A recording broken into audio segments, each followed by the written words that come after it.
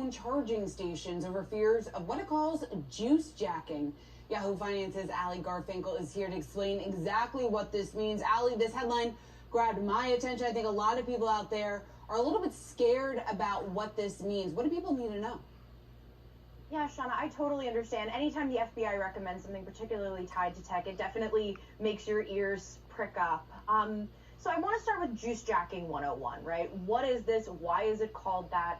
And essentially what juice jacking is it's a cyber attack by which a hacker can access personal data on your phone. Now, think about all the personal data on your phone, right? Bank accounts, social media, health info. And why is this called juice jacking, right? It comes from the slang, actually, that we sometimes use when we're talking about your iPhone or your iPad needing a juice or a charge.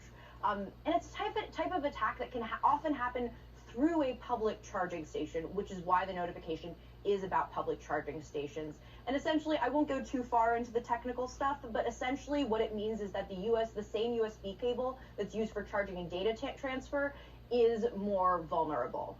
Now, if you're out there thinking, I don't use a USB cable that much, I don't know if anyone's thinking that, but I think my mom probably is. The reality is if you charge your phone, you very likely are using a USB cable. And if you're using these public charging stations, whether they're at the airport, malls, hotels, there's a chance that those charging cables, those USB cables you're using at those stations, have some kind of malware attached to them.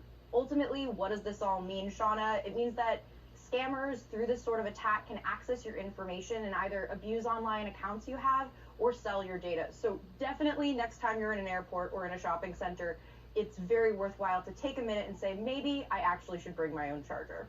Well, Ali, what happens if you don't have your own charger? I mean, is this something where you should approach if you're heading to the airport tonight, if you're in a public area and you see that charging station? Should you just pretty much avoid them? Ideally, yes. The reality is, in a perfect world, we're all going to remember to bring our own chargers or those external batteries that you can carry around that you've charged beforehand. However, if not, you do have options, right? Carrying a charging only cable, which prevents data from sending or receiving while charging, is actually always a good idea. It's the sort of thing you can carry around in your purse as a backup or something like that. The reality ultimately is, and it's not convenient, but it's true, that you should never plug your device into cables that are already there. Authorities warn that in some cases, criminals actually left those cables to trick you, and they are not directly connected in any way to that charging station itself.